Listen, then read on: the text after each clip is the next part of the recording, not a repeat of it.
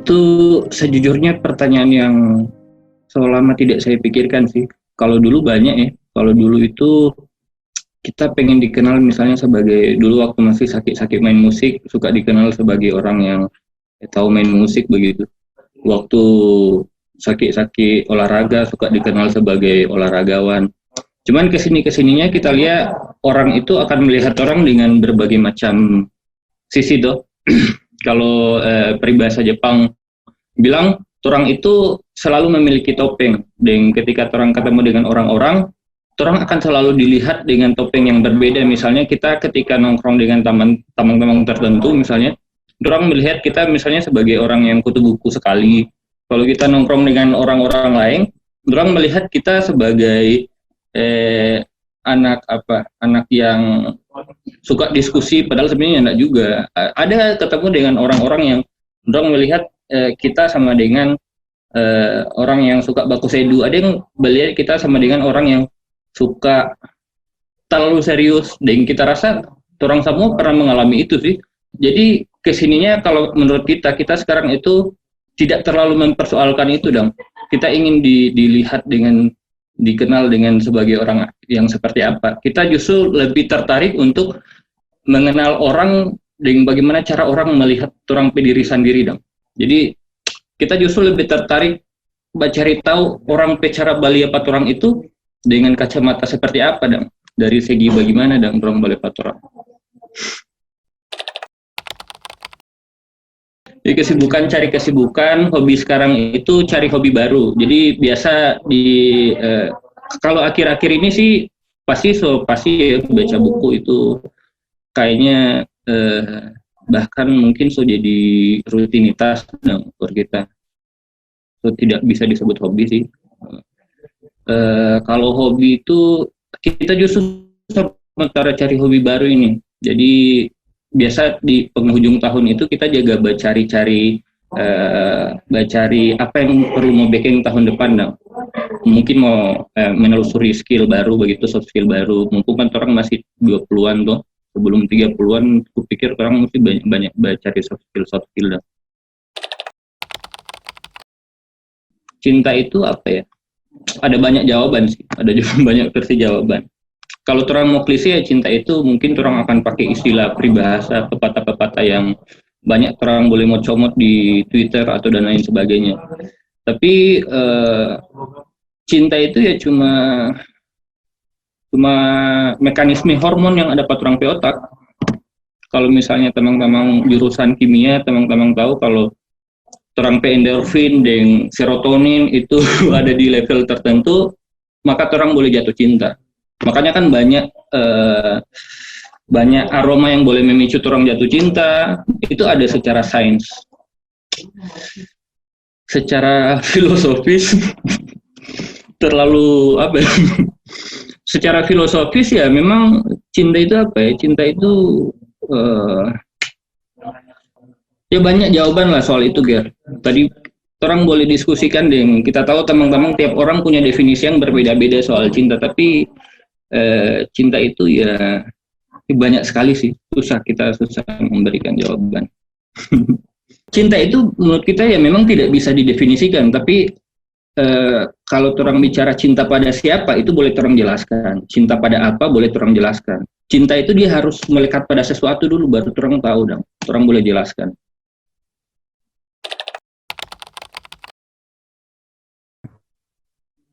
Pernah patah hati.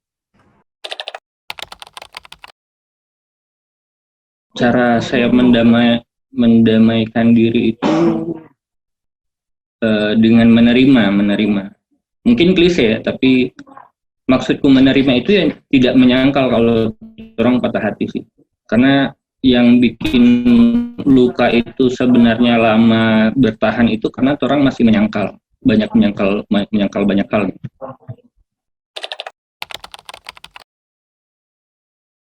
Yang sekarang kita pegang itu ini amor fati.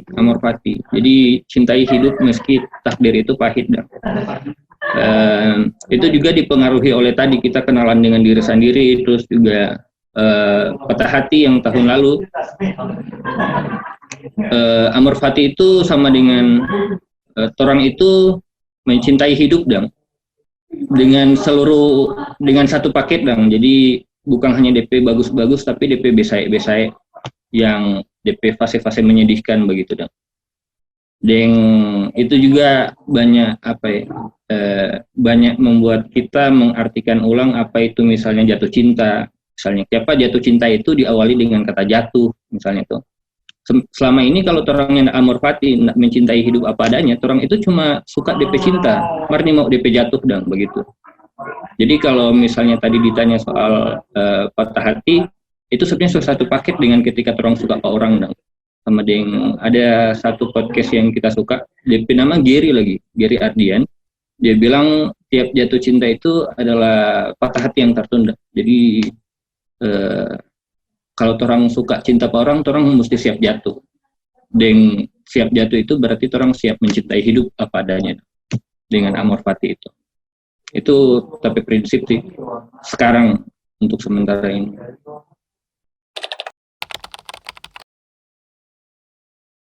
Sebelum itu sharing sedikit. Ada situs yang DP situs itu orang kirim email pat orang pediri sendiri di masa depan, nanti orang boleh atur entah 2 tahun, 5 tahun atau 10 tahun ke depan. Tapi kalau misalnya diminta ulang, yang kita membilang Pak kita pediri versi masa depan adalah jangan pernah berhenti belajar sih kalau menurut kita. Itu umur kita umur 30 tahunan itu. Umur 30 kita itu 5 tahun ke depan. Jangan pernah berhenti belajar. Mungkin karena itu sekarang tahun ini apalagi tuh sementara karantina dengan banyak bercerita dengan diri sendiri. Kita misalnya berusaha untuk produktif sebisa kita supaya itu terekam di digital dan dia akan menjadi pengingat pak kita nanti ketika misalnya kita lupa dengan kita hobi yang sekarang DP bahasa tapi passion yang sekarang begitu dong. Jadi begitu sih.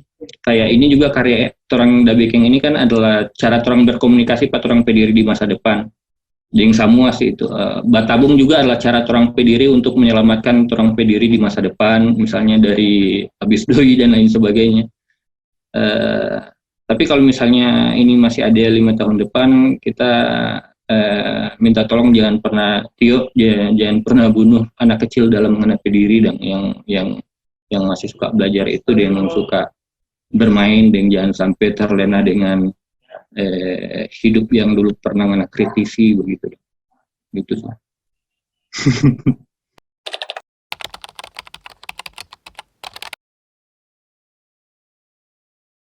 Patah hati yang kita rasa itu sebelumnya beberapa dari ente juga kan mungkin tahu ya, kita punya semacam masa lalu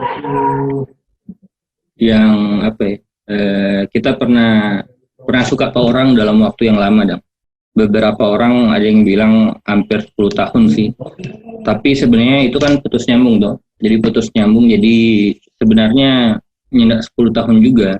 Jadi selama tahun-tahun itu kita tapi masa lalu itu dia orang justru banyak menghabiskan waktu itu waktu orang berjauhan dong. Jadi orang LDR cukup lama dan sebagaimana LDR lain itu orang banyak masalah lah, ada masalah-masalah personal, masalah kepercayaan dan masalah lain sebagainya. Tapi yang saya bangga karena bisa jadi diri sendiri sekarang dan dia boleh jadi DP diri sendiri versi sekarang lantaran orang masih pengen berjuang 2 hari. Jadi walaupun so banyak sekali masalah tapi orang masih pengen berjuang sampai akhirnya orang memilih untuk sepakat untuk nyendak bersepakat kalau ternyata Sunim boleh gitu, Sunim boleh. Dan kebetulan DP waktu berakhir itu pas bulan Desember, pas 1 tahun ini Jadi 1 tahun beberapa tahun mungkin pernah baca di tapi blog pribadi itu saya sempat mendokumentasikan begitu tapi cerita personal ya dengan tapi mantan. Jadi karena DP usia hubungan itu 10 tahun dan mungkin ini tahun dimana orang banyak melihat ada orang yang dia ditinggalkan nikah begitu dan lain sebagainya. saya sebagai pelaku utama merasa sebenarnya itu tidak sedrama itu, tidak sedrama misalnya ada tuh orang bilang ditikung di sepertiga malam, apa sepertiga malam, seperdua malam itu rape nikahan juga toh, juga sebenarnya tidak semenyakitkan itu. Jadi memang selama 10 tahun pacaran, bukan 10 tahun juga ya, hampir 10 tahun, tapi ada putus nyambung, kita merasa bahwa itu waktu yang pas untuk orang proses pendewasaan, dan maksudnya berbagi hidup dengan orang lain itu bukan hanya orang baku suka satu sama lain, tapi juga belajar untuk mengenali diri sendiri, dan sampai di satu sisi di mana siapapun yang pernah pacaran cukup lama mungkin pernah mempertanyakan ini, apakah orang itu betul-betul suka pak orang yang orang batunangan akang, atau orang itu sebenarnya takut putus lantaran selama. Nah, saya juga kita pernah merasa di tahap itu. Walaupun setelah itu orang masih pengen berjuang dan masih pengen bertahan begitu. Akhirnya sampai di satu fase di mana ya memang sering boleh.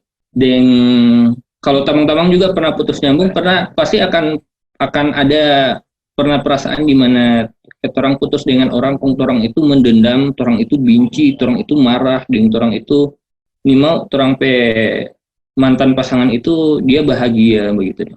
Dalam putus nyambung seringkali kita merasakan begitu, dan dia juga barangkali merasakan begitu dong. Itu sesuatu yang wajar. Tapi ketika putus terakhir kali, ketika akhirnya pas tahun lalu, ketika putus terakhir kali, saat itu justru itu patah hati yang paling damai. Justru karena kita tapi mantan tahu kalau orang itu ya memang sering boleh sama-sama. Ya karena memang sering boleh. Jadi kalau misalnya apa ya, kalau misalnya orang so pacaran lama, biasanya orang so tahu kalau orang so tahu dan ritme masing-masing. Jangankan batunan ding batamang saja, orang tahu orang batamang ritme bagaimana cara menyesuaikan, cara nongkrong supaya seimbang bagaimana. Nah saat itu kita dengan tapi mantan, orang dua merasa bahwa orang dua ini sama dengan apa ya? Jadi kalau sama dengan musik dan sama dengan orang punya nada dasar yang beda dan bermain di tempo yang berbeda memang begitu dong. Dan akhirnya orang tidak bisa bikin satu musik yang sama, dan akhirnya ya akhirnya dia memutuskan untuk, dan kita juga akhirnya bersepakat untuk ya memang sering boleh memilih berakhir begitu dong. Dan itu pertama kali ada putus kong, nggak ada satupun dari orang dua yang saat itu batahang atau minta baku balik, itu pertama kalinya. Dan apakah itu menyakitkan? Berpisah itu memang menyakitkan sih, baik kita dengan dia dong. Berpisah itu memang menyakitkan. Dan itu momen yang sangat patah hati sih menurutku. Bahkan orang yang pernah mengalami boleh membayangkan dong, 10 tahun, hampir 10 tahun pacaran, habis itu tidak berakhir kawin. Itu kan ironis sekali. Ada sampai tamang bilang ini boleh buat kredit motor atau buat piara berapa ayam begitu kan. Ada sampai yang pernah bertanya apakah nyendak capek begitu dong untuk memulai ulang yang baru. Menurutku tidak sih, justru karena itu proses patah hati itu, proses berpisah itu akhirnya orang, kalau menurutku orang akhirnya tahu orang diri sendiri itu lebih dekat, orang lebih kenal orang diri itu, orang mau apa, dan orang tahu kalau itu hal yang sebenarnya berpisah itu hal yang sangat masuk akal begitu. Dan saat itu juga sekarang justru 1 tahun lewat kita sadari kalau banyak kehilangan itu akan masuk akal pada waktunya. Dan itu salah satu kehilangan yang paling masuk akal yang terjadi dalam tape hidup. Dan ada banyak masalah yang terjadi di 1 tahun belakangan ini, dan kita sadar kalau misalnya masih sama-sama dengan dia, mungkin kita tidak bisa membantu dia, dan dia tidak bisa membantu kita, begitu. Akhir tahun, akhirnya orang beres. Walaupun sebelumnya beres sih, cuma betul-betul resmi beres itu ya memang tahun lalu sih, Desember. Habis itu lost kontak, dan masih ada sedikit drama yang terjadi lagi sebenarnya. Beberapa minggu sebelum dia nikah itu sebenarnya dia bukan batelfon, tiba-tiba tabaku kontak, orang yang mungkin orang yang kenal lama dengan orang, bahkan kalau dengar orang pesuara itu orang sudah tahu ini orang ini sementara apa dan lain sebagainya. Tapi pas kita tuh hari tabaku telepon dengan tapi mantan itu, saat itu eh, kita tahu kalau oh ini sebukang apa ya, maksudnya saat itu dia buat telepon kita dan kita langsung tahu cuma dari DP suara kalau dia ini bukan tapi mantan yang dulu dong begitu. Dia ini bukan yang 10 tahun yang sama-sama dengan kita begitu dong. Dengan itu apa ya? Itu sudah cukup sih untuk kita sadar bahwa oh dia sebukang ini kita punya yang dulu dong. Dia orang lain punya.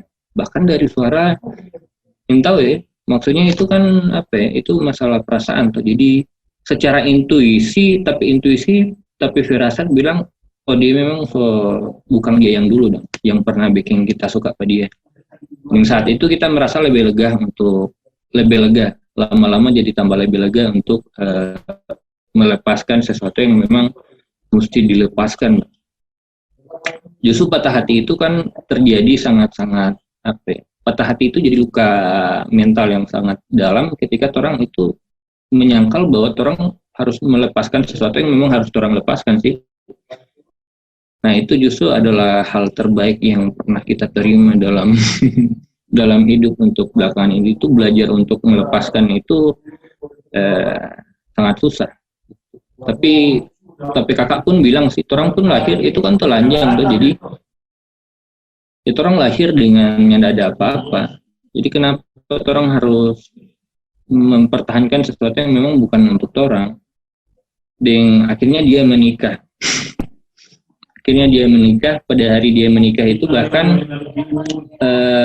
kita itu teman-teman percaya atau enggak, kita itu bahkan berusaha untuk bangun sholat tahajud supaya pas DP nikah itu dia itu menikah dengan baik, dengan lancar. Dan bahkan ketika DP hari pernikahan itu kita masih sholat dan beberapa kali berdoa dan untuk supaya dia itu DP pernikahan itu berjalan lancar. Jadi dia bawa undang tapi beberapa teman-teman dia undang.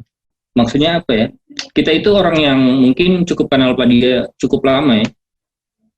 Jadi kita tahu, maksudnya kita khawatir kalau misalnya saat itu tidak berjalan baik dan bagaimana ya? Mungkin terdengar klise tapi ya apa ya? Bagaimanapun juga kan walaupun tidak lagi sama-sama tapi dia itu adalah orang yang apa ya? Menurutku orang ini sama dengan orang ini dalam hidup selalu punya tamang baru, tamang lama tak bisa, tamang baru, tamang lama tak bisa. Dia itu tapi tamang 10 tahun dan itu 1/3 dari tapi hidup dan 1/3 dari DP hidup tuh. Jadi kalaupun memang tidak bisa sama-sama sebagai pasangan dengan misalnya calon untuk menikah, itu orang memang batamang sekali ya begitu. Dan saat itu kita pengen DP pernikahan baik-baik saja, walaupun saat itu ya memang bukan kita begitu lah. Tapi sebagai tamang yang menemani Pak kita, dan kita temani selama 10 tahun orang hidup, kita tahu itu hal yang terbaik for dia dan itu patut dirayakan, walaupun kita cuma boleh merayakan dengan doa saat itu. Nah, akhirnya begitu. Walaupun ada yang bilang kita terpukul, betul loh, terpukul loh memang. Itu tidak bisa disangkal. Tapi siapapun yang di sini yang apa ya, yang pernah ditinggalkan nikah, ya jangan disangkal bahwa itu menyedihkan. Itu sedih, itu hari dimana orang pemantan menikah itu adalah hari yang sedih. Tapi bukan hanya kesedihan yang ada di situ dong, sama yang bagaimana. Mungkin ketika orang wisuda atau kehilangan sesuatu yang orang sangat suka, bukan hanya kesedihan, tapi juga ada rasa bangga, ada rasa senang. Nah itu bercampur sebenarnya semua. Itu bahkan kita nih tahu apa emosi tunggal yang kita rasakan saat itu. Akhirnya ya cuma boleh memilih untuk lewat doa sih, begitu dong. Walaupun beberapa orang ada yang bilang mungkin saya berkubang dalam kesedihan atau dan lain sebagainya. Itu betul, saya memang sedih, tapi kesedihan bukan satu-satunya emosi. Ada rasa senang, ada rasa terharu, ada rasa bangga, rasa bahagia. Karena kita tahu itu yang terbaik, yang paling dia suka, dan akhirnya dia mencapai itu. Gitu.